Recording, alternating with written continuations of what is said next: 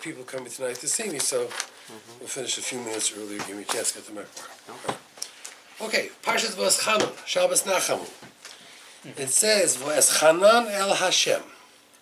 What does the word Vaetchanan mean? Vaetchanan, what does that mean? It means to pray, to daven. The Medrash says there are 10 different ways to say the word prayer in Hebrew.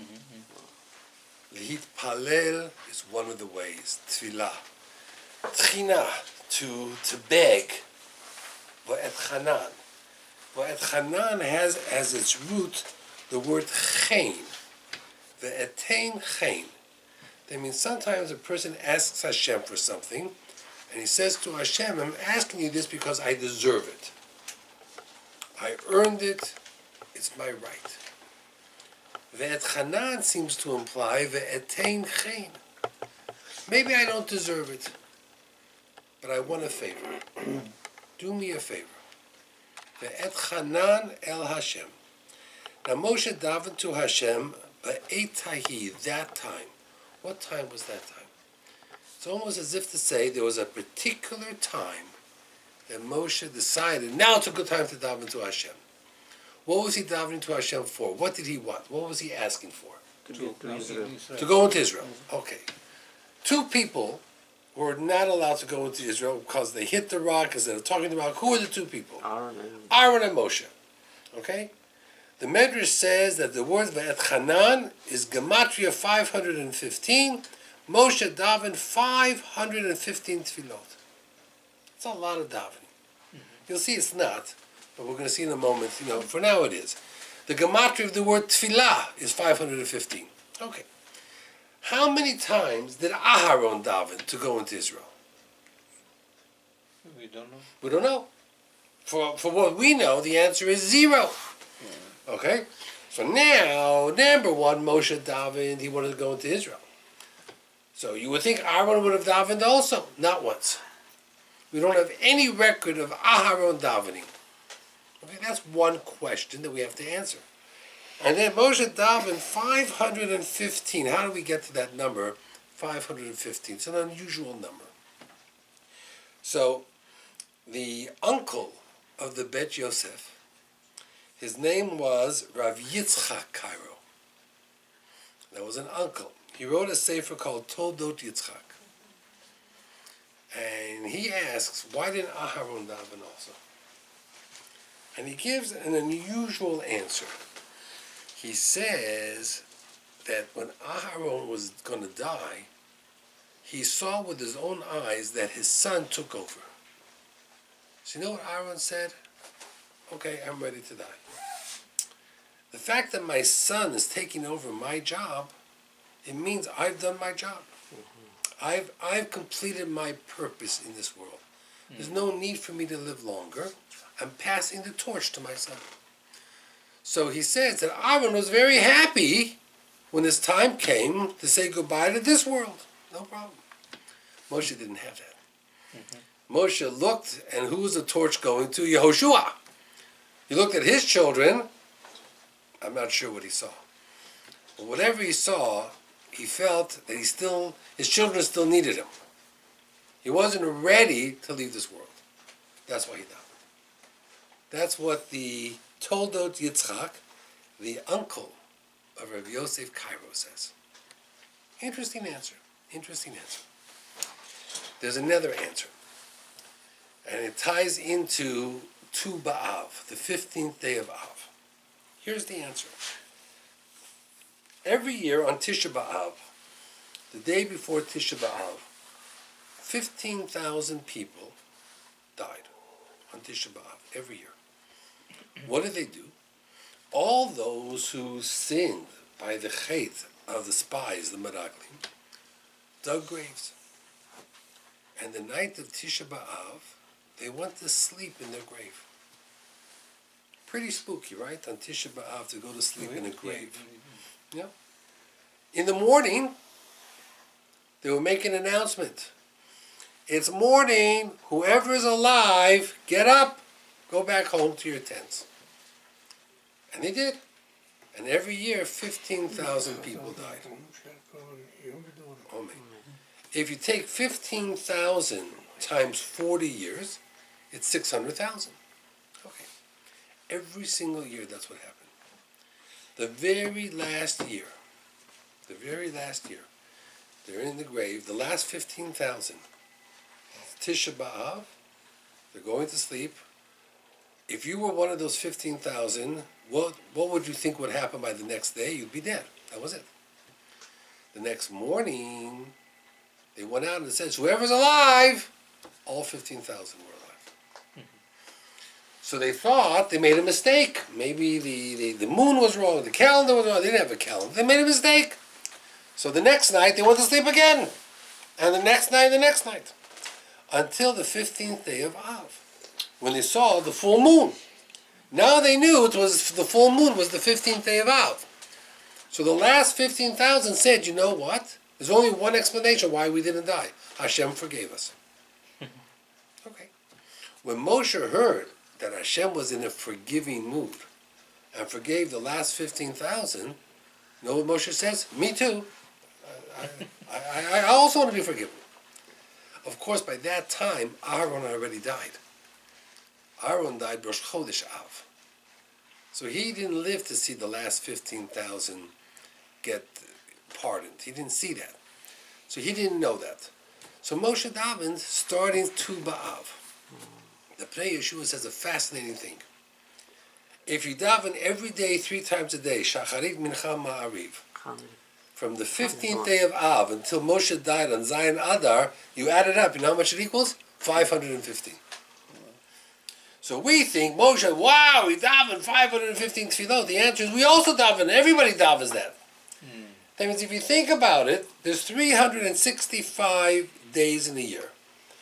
And there are some days, like Shabbat, we daven 4 tefillot, right? We have Musaf. And of course, on Tisha B'Av, on Yom Kippur, we daven 5. And on every one of the Chagim, we daven 4. So if you think about it, a person could say, I daven to Hashem over 1,000 times a year. You might say, whoa, that's a lot. It's not so much. 365 times 3 is over 1,000. So we all daven. If we go to shul every day, and we daven Shachrit, Mincha, Ma'ariv, we all daven to Hashem in a year about 1,100 times. All of us. Not bad, right? Not bad. And if a person lived 30 years, he can say he davened to Hashem over 30,000 times. Wow. And if a person lives to be 80 or 90, he can say he probably davened to Hashem over 100,000 times. Too much. Too much. You got that on tape? Are you hearing that?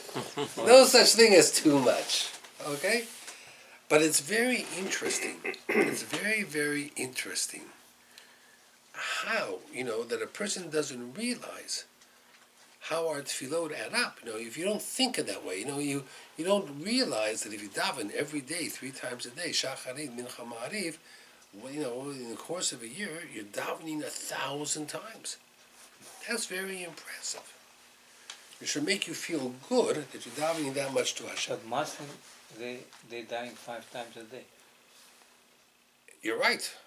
And therefore what? More than Jewish. More than Jewish. Fanatic. I don't know. You know what? That might be, and I'm not going to comment what it is for or whatever it is. On the other side, people who ride on Egged buses daven 100 times a day, right? Because they're on an Egged bus. The bus driver is going to kill them. Next week we're going to talk about Birkat HaMazon. Because next week in the Parasha it says, V'chalta v'savata. It's amazing how powerful Birkat HaMazon is. So if you think about it, let's say we daven 3 times a day. But if we wash Netilat Yadayim in the morning and we have bread and we do Birkat HaMazon, you can say this, the same. It's a tefillah, it's a bracha. If the course of a day between Shema Yisrael and the brachot we make and things at night, a Jew is constantly reminding himself of God. Now, understand this. Let's put it in a different perspective, okay? Let me put it in a little bit of a different perspective. let's look at the negative and then we'll look at the positive.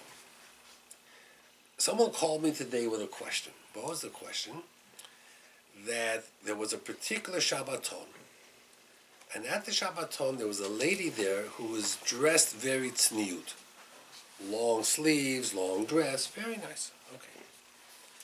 And then, after the Birkat HaMazon, they were singing some songs, she started to get up and she was dancing. So like people went over and says, what's going on? On one hand, you're dressed very tzniut. Mm-hmm. On the other hand, you're going dancing. It didn't fit. They were confused. And when they confronted her, she says, well, you're allowed to dance because on Tu B'Av, the women went dancing in the forest. That's a Gemara. It's not so simple. You know, we don't learn out halacha from the Gemara like that. So the person was asking me my opinion because people were making comments back and forth, different people, different rabbis. So I said that tzniut is not just the way you dress. It's the way you act. You know, Hashem is more important how you act, not what you do. So, understand my comment. A person who davens 5 times a day and then takes a vest, puts it on, blows themselves up, and kills 50 people. So, what's his tefillah worth? 0. I don't care about his tefillah. I care about how he acts. I care about the person, okay? If a Jew davens 3 times a day and then goes to work and swindles people and cheats people, what's his tefillah worth? 0. That means tefillah is a nice vehicle, but it's more important how you act, right? Not how you daven. Tzniut is when you wear proper. What's English? Tzniut. Tzniut?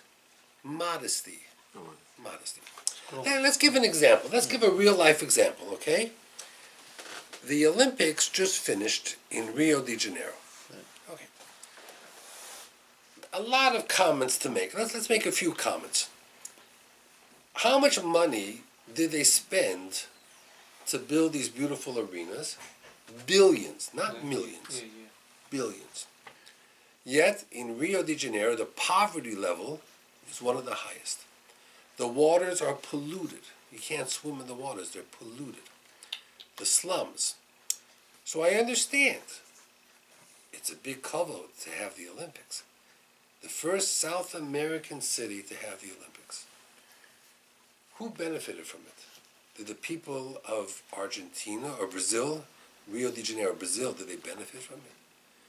Was their quality of life improved by it? No. Is the water better now? No.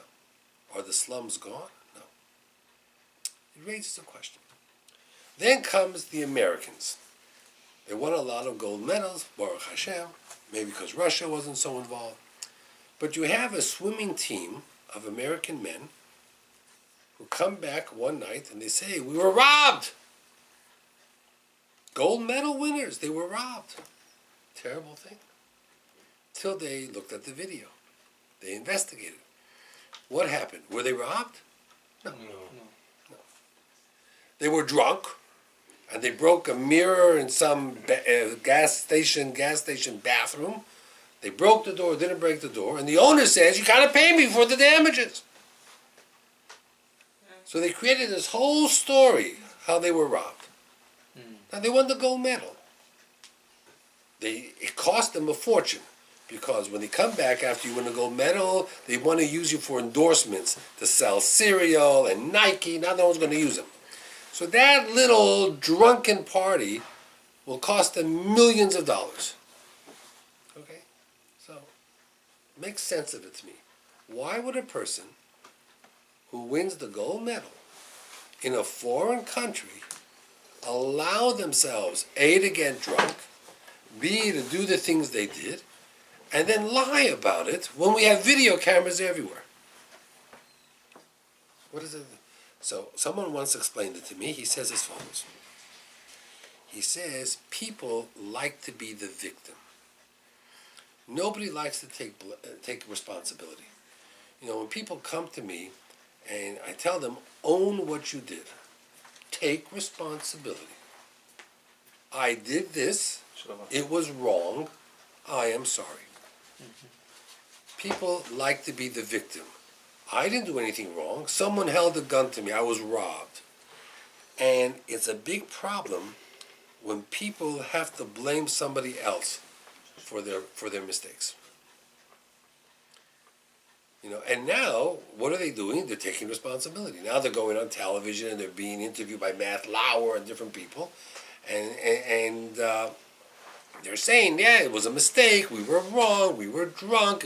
We should never have done that. We're so sorry. Please don't judge us by that. We're better than this. I understand. After the whole world found out, now you're sorry. You know? You should have been sorry when you did it a week and a half ago. You're sorry too late. That's what it is. You're too little, too late. But that's how people are.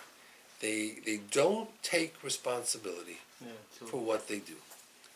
And we need to teach our children that you will make mistakes. That's okay. But you have to take responsibility.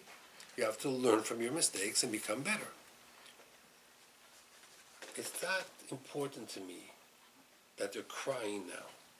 What's important to me is how they act. A person davens and he cries in Shemona Esrei. He cries, and then he goes and beats his wife, or refuses to give his wife a get. How religious is that person? He's not a religious person. You know, in the last week, I've had more cases of Din Torah, Shalom Bayis, every day, like 5 cases. And I said to my wife, I don't think anybody saw the videos on Tisha B'Av. You know, they had all these videos, how important ben Adam lechavero, and you should love your neighbor, v'ahavta l'reacho. Everybody was speaking how important it is to be nice to everybody else. And in the last 2 weeks, I've had more headaches from people's behavior than ever before. So all the wrong people saw the video, and the people who needed to see the video, none of them saw it. Opposite. You know? Always opposite. It's always opposite. It always is opposite. I was listening to this speaker, Fischel Schechter. He's very funny. He's very funny. He was talking about barbers. And he was saying that everybody thinks a barber, you know, is such an easy job. He says, you're on your feet the whole time. He says, it's a very hard job. Who's a barber here? What? No. Who is? He is? No. He used to be. He knows. No, but He gives an example. Listen to this example. He says that sometimes people talk to their barber like a therapist. You know, you sit in the chair, you talk to the barber like a therapist. So a kid, you know, yeshiva guy sits down in the chair. So the barber says, "How you doing?" He says, "Oh, it's been bad. I feel like a 0." So he says, "Okay." And got the ball in there. He says, "Ah, what are you doing? I didn't mean that. You know, I didn't mean that." Then he says that there was this barber that had a barber shop, you know, and he charges $12 a haircut, right? $12 a haircut. Next door, someone else opened up a barber shop and he had a big sign: haircuts $5. So what's he supposed to do now? You know, he's $5. So he says, listen, I'm going to be smarter than him. He put a sign in his door: we fix all $5 haircuts for free. You know, for $5, you know what you're going to get? A lousy job. So come here, we'll fix it for you. We fix $5 haircuts for free. That's what he put in the store. Then he said there was a kid sitting down, and he put on the apron, whatever it is, and he's ready to cut his hair. The kid says, "Stop!" He says, "Why?" He says, "It's not worth getting a haircut." He says, "But your hair is so long." He says, "My hair grows so fast. If I get a haircut, an hour later, I need another haircut."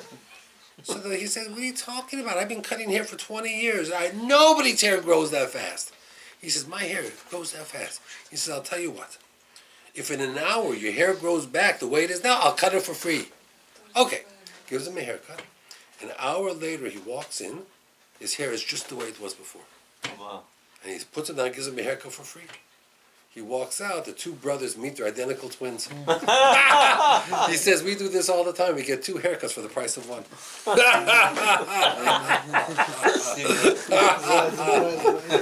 Identical twins, you know. He's like, you get 2 haircuts for the price of 1. Triple thirty. You know. So he was talking about barbers, how hard it is. The barbers have such a hard job. You know. was such a hard job. He mentioned, interesting, he says, in Yiddish we use the word pekel. Pekel means a bag. That, everybody has their bag of problems. So he says, if you carry the bag on your shoulders, your whole lifetime you carry this big bag of problems on your shoulders, you know what's going to happen as you get older? You're going to be bent over. You're going to be like an old man bent over. He says, you know what you should do with that bag of problems? Throw it on the ground and step on it. This way you'll be taller. That's what he says. It's an interesting idea. You don't have to carry your problems with you. Sometimes, let your problems go. Put your problems away. Step on it. Grow up. Be taller. He said a good story. He said another story, which was a very interesting story. This is all in the Parasha of Vaetchanan. Is a very famous Parasha. This is a very interesting Parasha. Very interesting story. He says there was a doctor who was head of cardiology. Cardiology is heart. He's a heart specialist. And people, let's say he's the head of cardiology at Mount Sinai Hospital or Cornell University Hospital, whatever it is. And people from all over the world come to him and ask him questions. So a lady came with their child, a serious heart defect, surgery, yes, no surgery, they had to replace the valve in the heart. And as the different doctors are talking about what to do or not to do, this doctor, head of cardiology, he has his hand in his pocket. He keeps his hand in his pocket. Okay. Just like he keeps his hand in his pocket. Finally, after they all left, and he says to the mother, we're going to do surgery, and this is the plan, and tomorrow, she says, no problem, doctor, I have a question for you. So he says, yeah, what's your question? He says, why do you keep your hand in your pocket? He says, it's a nervous habit, there's no reason. Okay.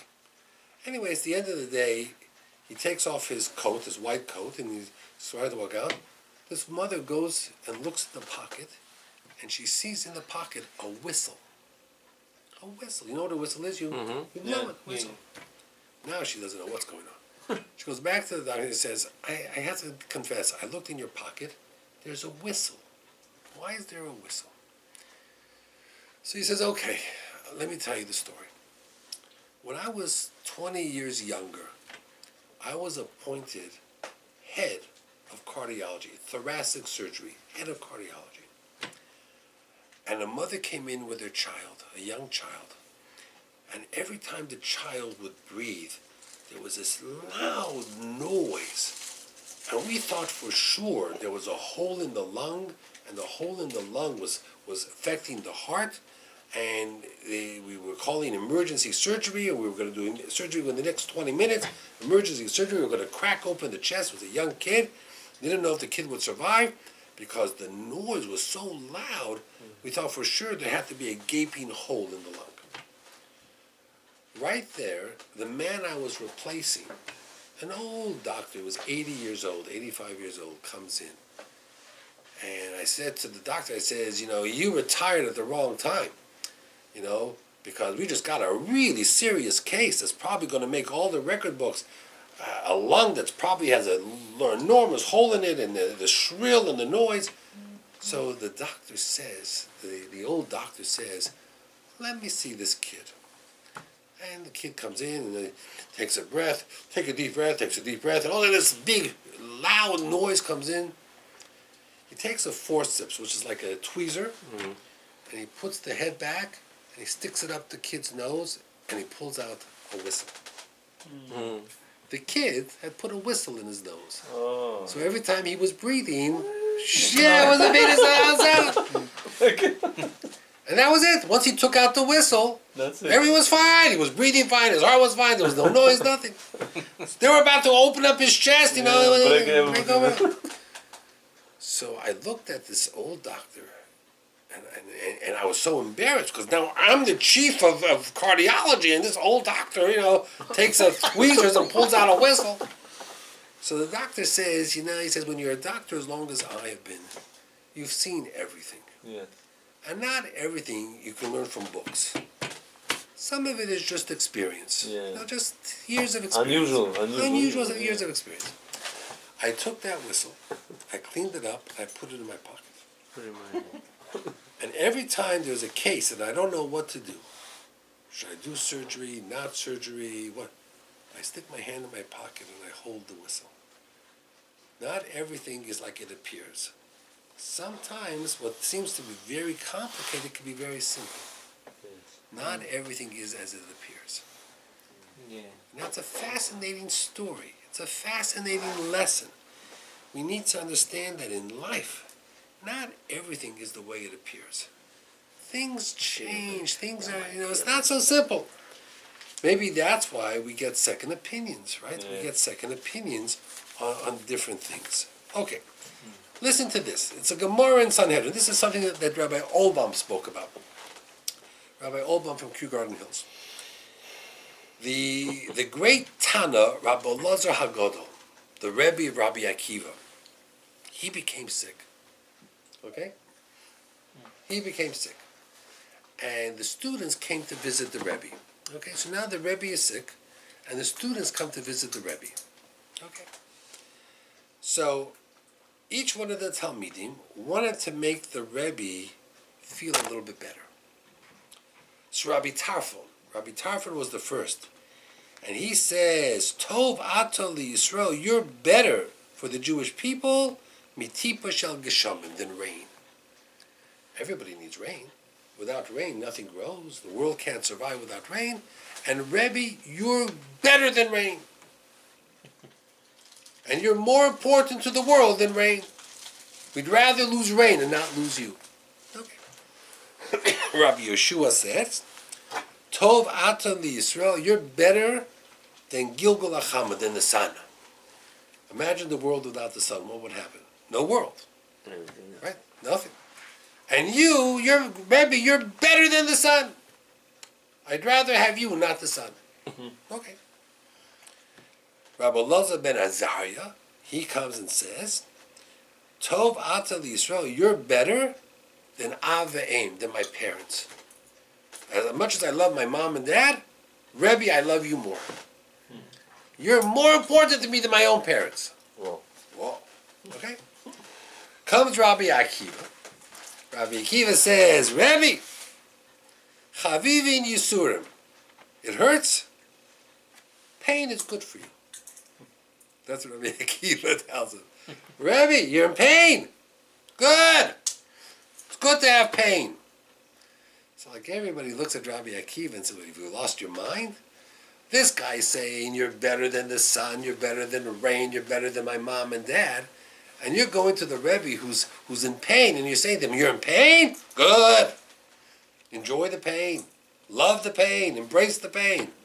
You're supposed to take away the pain. Now you're making it feel 10 times worse. So the famous Rosh Hashiva of Mir, Reb Chaim Shmulevitz, he says as follows. He says, that's not what Rabbi Akiva was saying. Rabbi Akiva was saying, Rebbe, there's a lot of suffering in the world. If you think about it, if you look around the world, even in the Jewish community, lately there's been a few suicides and car accidents, and there's been some, in the Yated, every week I get the Jewish newspaper, there's always an article of someone like 25, 30 who died of cancer or whatever, and it shows a young man with a family, he had just died. There's very lot of pain. And Rabbi Akiva was saying, Rebbe, he says, you understand pain. You can explain why the pain is here. That's why you're so important. We need a rabbi who can explain to us why people are in pain. Why does this person not have a shidduch? Why do these people not have children? Why is this person sick at such a young age? He says the word yisurim, which means pain, has at the root of the word musar, lesson. He says it's important for us to know the lesson. I'll give you an example. There was a famous story with Rabbi Leo Lapian. I told you this once. He was going to Yeshiva Commons, and he was going up the stairs, and he tripped, and he fell on the stairs. And he sat on the stairs. He fell, he sat down. So students came running over. Rebbe, are you all right? He says, I'm all right. And he sat there 5 minutes, 10 minutes. Again, students, Rebbe, you're sitting here for 20 minutes. Are you all right? He says, yeah, I'm all right. So he says, then why are you sitting on the stairs? Did you hurt yourself? He said, no. A little bit, but not much. So why are you sitting here? He says, I'm trying to figure out something. What are you trying to figure out? I'm trying to figure out why I fell. That means Hashem could have made me not fall. Hashem made me fall. I want to understand why I fell. That means there's a message here. Yes. I got to figure out the message. Rabbi Akiva said to Rabbi Elazar Agodo, you understand pain. Maybe you can explain to us all the pain in the world. Because there's no... I'll give you an example. Bad example. Yesterday, there was a car accident on the Long Island Expressway. 6 people died. 6 people died, right? Yes. Now, let's think about this. Right, think about this. It It was 9:30 in the morning on a Sunday, okay? Yes. You're driving with your family in this direction. You're driving safe.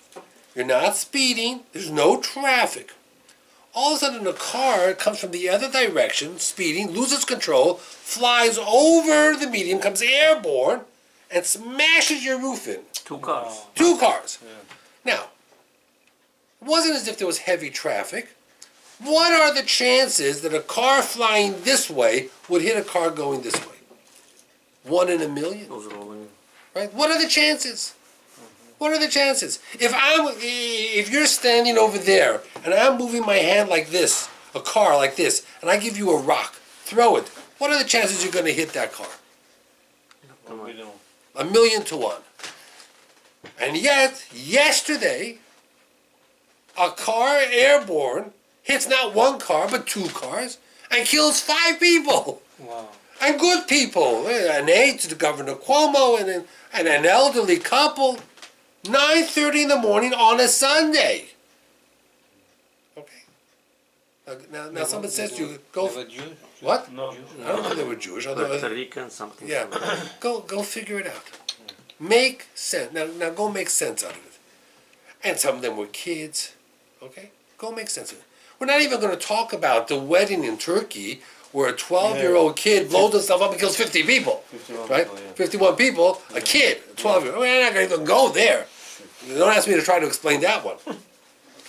But Rabbi Akiva turned to his Rebbe and he said, Rebbe, you understand suffering.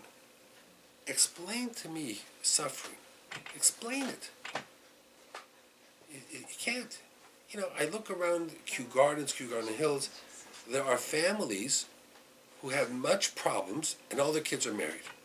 There are families who the girls are smart and beautiful and they have money and they're not married. Go explain it. Can't. There are families who have no right to have children, they have 20 children. There are families who would make wonderful parents, they have no children. And they come to me and they say, explain it. I can't explain it. That's what Rabbi Akiva said. He says, Rebbe, he thinks you're the son. You're better than rain. You're better than dad and mom and dad. I have another question. Why do people suffer? Why is there pain in the world? Explain it to me. That's what I need you for, he said. That's what I want a Rebbe for. He brings down, Rav Zilberstein brings down a story. Listen to this story. It's a really crazy story. Listen to this story. He says there was a neighborhood in Israel, a shchuna. You know what a shchuna is, a neighborhood, where many of the young couples were religious. And when they got married, the girls put on a wig, right? A sheitel. Yeah. I was here in this volume of the Yabia Omer, Rabbi Vaji Yosef says he's very anti-sheitels. Yeah. He says the sheitels are Reform Judaism. Yeah. It's not really Reform Judaism, they don't wear sheitels. But he says that a Sephardi woman should not wear sheitels. No, whatever you do, never, no. You wear a hat, you wear a scarf, no sheitels. That's what he says, right? We Ashkenazim wear sheitels. Yes. Okay. This lady lived in a shchuna, Ashkenazi, and she's seen all these young married people wearing wigs. And she goes over and she says to them, what are you doing? Why are you wearing a wig? So they says, well, we're married, tzniut. What's wrong with the hair? Before you were married, did you have hair? Yes. Did you cover it? No. Hair is natural. Hair grows. What's wrong with your hair? And you think that if you take your hair and you wear a nicer wig, which is nicer hair, that's modesty? Don't be ridiculous. You're throwing away $1,000 for what? Stop it. It's a crazy custom. It's unnecessary. Stop doing it. And she would make fun of everybody. It got so bad people didn't even want to meet her because the minute they saw her, they said, I see you wearing your wig again. Why are you wearing your wig? What's going on? So Rav Zilberstein says, after about a month or two of this lady got cancer. Got cancer, she had to go for chemotherapy. What happens when you go for chemotherapy? Lost hair. She lost all her hair. Now she was in the store buying the shaitel, buying the wig. He says, sometimes it's easy to connect the dots. Sometimes it's not so easy. But when it's easy, it doesn't take a lot to figure out 1 + 1 is 2. Right? Oh, yeah. Pretty crazy. Pretty crazy. He says, I have another problem. I've been getting phone calls lately. There's a school here in Queens that just passed a new policy. One of the yeshivas, one of the Jewish schools. What's the policy? We're going to have Ashkenazi and Sephardi children separate. From now on, all the Sephardim will be in their own class, and all the Ashkenazim will be in their class. We're going to keep them separate. And we're not going to teach the Sephardim the laws of Sephardim. We'll have regular teachers for them, but we don't want them to mix. We want Ashkenazi and Sephardi separate. How do you think? What do you think about that? I've been getting a lot of phone calls from the Sephardi mothers complaining that this is going to happen to their children. They're very unhappy. Yeah. What do you think? It's very good. Why do you think they're doing it? I don't know. You don't know? Because somebody gave money that the Ashkenazim shouldn't have anything to do with the Sephardim, so they don't have to grow up and mix up with them. I have a question. Could someone Ashkenaz daven in a Sephardic shul? The answer to that is probably yes, but the school's not going to allow that. So why would a school do this? This is a new rule. This is a new school in Queens. New thing. I haven't really found out more details. Just been getting phone calls of people upset by it. It's not right. What happened to the video? What happened to the video on Tisha B'Av? Ben Adam L'Chavero. We should love each other. What happened? They didn't see the video. I don't know. You don't know, right? You don't have to see a video, you have to understand it. You have to understand. Yeah, because What's going on? What's going on? I understand you separate Jewish with Jewish, there's different stuff. I mean, But that's not what's happening here. That's not happening. They bring What video you talk about? on Tisha B'Av there were videos. Chazak had speakers and videos, and in the shul that Gabriel, and then they had the Chofetz Chaim Heritage Foundation. They had all over the world videos. Over 50,000 or 50, I don't know how many, hundreds of thousands of people were supposed to see these videos. Okay? They bring down a story, interesting story, that Rav Shach in Bnei Brak, Rav Shach, needed surgery on his foot. So they arranged to have the surgery in his house, and they were going to give him, with an anesthesiologist, medicine to put him out. Yeah. And he said, no, that, I won't be able to learn Torah, no one puts me out. So they said to him, Rabbi, but it's going to hurt. He said, don't worry, I'm going to focus on the Gemara, I won't feel anything. So they brought people to hold down his hands and hold his feet, and they took a knife and they cut into his skin, and he didn't budge. Didn't move at all. He went through the whole surgery. wow. A few weeks later, Rav Shach is at home, and he hears that a helicopter, an Israeli army helicopter crashed, and a pilot and a soldier got killed. And he starts crying. The almana, the widow, and the children are orphans. He starts crying. So someone says to him, Rebbe, 2 weeks ago, they took a knife and cut into your skin. There wasn't a tear. Your face was dry. You hear about an accident that you don't even know the people, and you're crying. Well, I don't get it, he says. He says, what don't you get? This is pain. That doesn't bother me. This is people. People affect. They bring down a story with Rabbi Vaetchanan Yosef. A very interesting story. Yeah, he had also open heart. Yeah. Listen to the new story. Listen to the story with Rabbi Vaetchanan Yosef. You missed something about. No, you missed the story. There's a few things. But they bring down a story with Rabbi Yosef that the halacha is that when the fast day is pushed off, like Tisha B'av was pushed off, or Shiva Asar B'Tammuz is pushed off. If you have a brit on that Sunday, the father, the baby, and the sandik are allowed to eat. Yes. Okay. Rabbi Vaetchanan paskins that if you make the bracha Borei Pri Agafen at the brit, you're allowed to drink the wine. So there was such a time where he was the sandik at such a brit on a fast that was pushed off. Who Rabbi Yosef? Yeah. Oh. And he made the bracha Borei Pri Agafen and he gave it to somebody else to drink. So they said to Rabbi, you say the sandik is allowed to drink, so drink the wine. He says, no. He says, but the halacha says you could drink the wine. He says, yes, you're right, I could. Someone else can, I can't. He says, why not? He says, I cannot drink wine and look at a room of people who are still fasting. And I should not be fasting. He said, I can't do that. Solidarity. Right? It has nothing to do with drinking. You can do it, you drink it.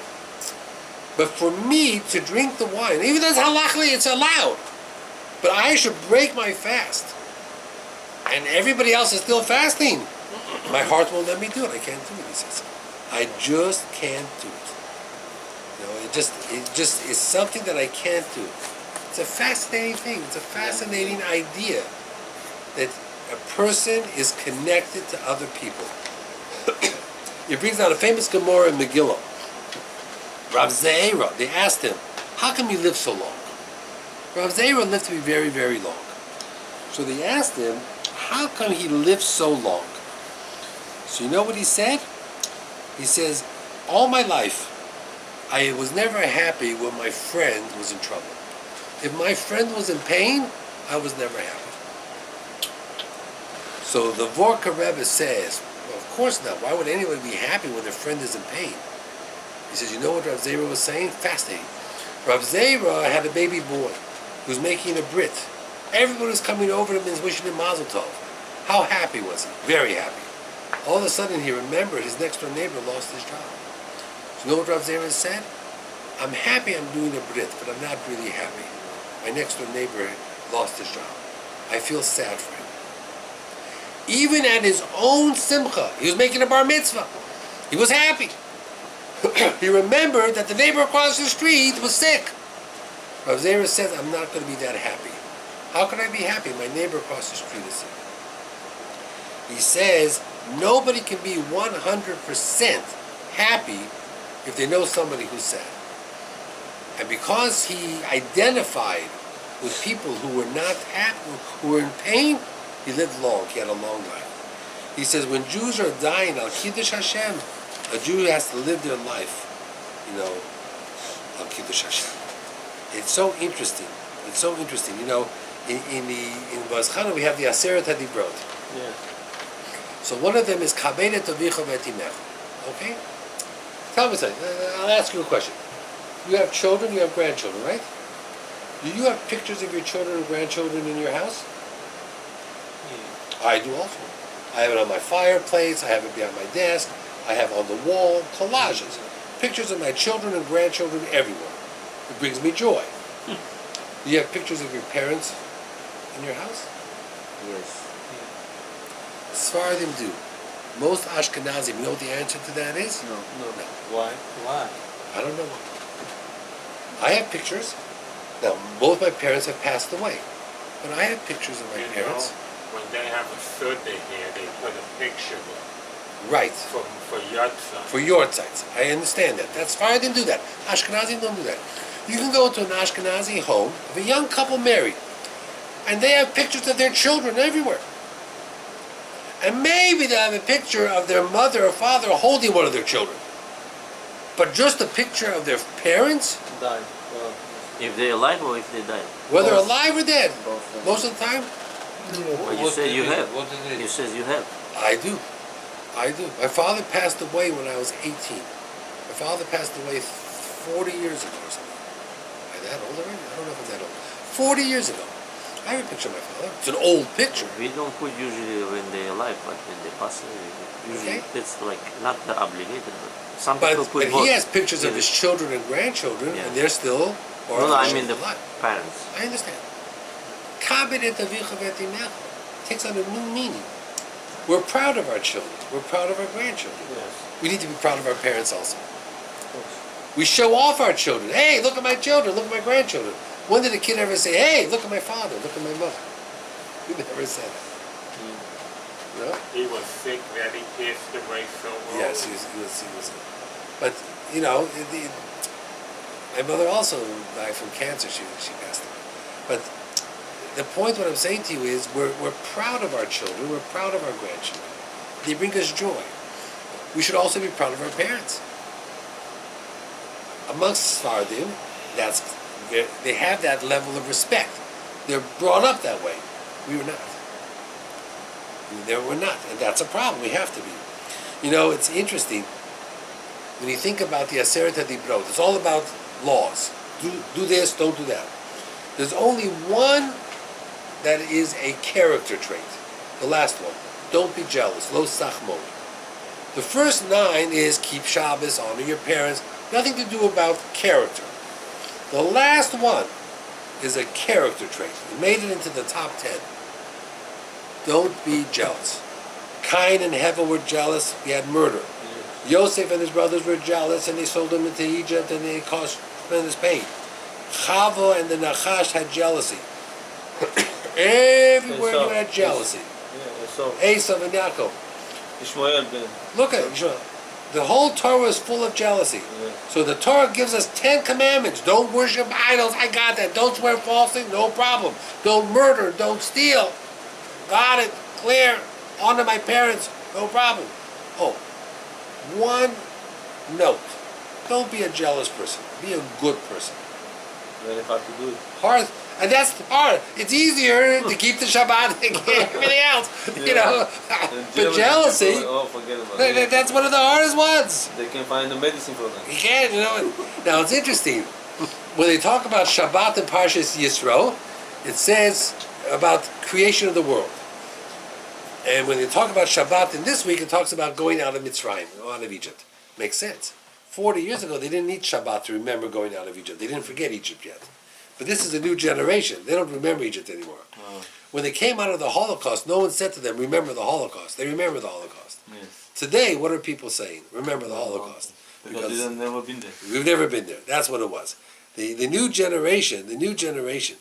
Now, it's interesting. When it says over here, don't be jealous, the first thing is, don't be jealous, Eishes Riyecha, your brother's wife. In Yisrael, they didn't emphasize it like that. And he says, you know why? The 40 years in the desert, things changed with them. What happened with Moab and Midian and all the women, the Jews were not the same. They had become more modern. Things had changed, not for the good. So certain mitzvot that were not mentioned before had to be mentioned now. So things were beginning to change a little bit. Okay, let's go to some of the halachas from Rabbi Vadia, and then I wish you all a good night. I finished volume 5. This is it. I finished it. So now next week I'm going to have volume 4. I'm going backwards. We did 10, 9, 8, 7, 6, 5. So we have 4, 3, 2, 1. We have 4 more left of the 10. So we're doing very, very well. Okay. You ready? Some of the new stuff over here. Mm-hmm. Let's see what he had said over here. So he said, I told you about the wigs. He says, wow, he's really against those wigs. Yeah. He says, sardines that are packed by non-Jewish people, can you eat them? He says yes, because sardines have the fins and scales on it still. Now fish, you have to be very careful. So he says, if it has fins and scales, you have to be able to say that. You can do it. He says, when you have a child, who gets the right? You have a baby boy, first boy. Who gives the baby the name? The father or the mother? Mother. Ashkenazim say the mother. Bukhari and Baz. He says the father. He says, if they have a son and they have a question what the name is, you should always call the son after the father's father. The father gets the first name, the mother gets the second name. Okay? So we do differently. Ashkenazim is reverse. He says, let's say a person who's an older person never had a Brit Milah, so they're going to have a Brit Milah. So the doctor wants to put him under anesthesiology, knock him out.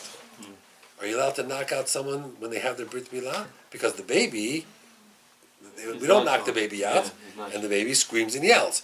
Are you allowed to knock a person out with medicine, you put him to sleep, to do a Brit Milah? Old people, yeah. He says yes. He says there's no mitzvah to make the person cry. So sardine, you said it's No. okay or no? What? Sardines. Yeah, he says it's okay. He says that if a baby doesn't have the brit in his right time, and therefore it's delayed, don't do the bris on a Thursday or Friday. Why? Because if something goes wrong, you might come to be Mechala Shabbat. He says once you're ready to push the bris off, and then now the Moel says, okay, I can do it Thursday or Friday, don't do it, he says. Wait till Monday, Sunday. Tuesday, Sunday. Monday, right. Say it Don't again, do I'm it sorry, on... what was the... What? What was it? Chance to делать, если вот He says if the bris was delayed, and now the mole is ready and the baby's ready, don't do it on a Thursday, Friday, because if something goes wrong, you might come to be Mechala Shabbat. It's always better to do it a little bit further Monday. on. Sunday, Monday, no? Correct. Tuesday. He says, are women who are doing their nida, can they go to the Kotel HaMaravi?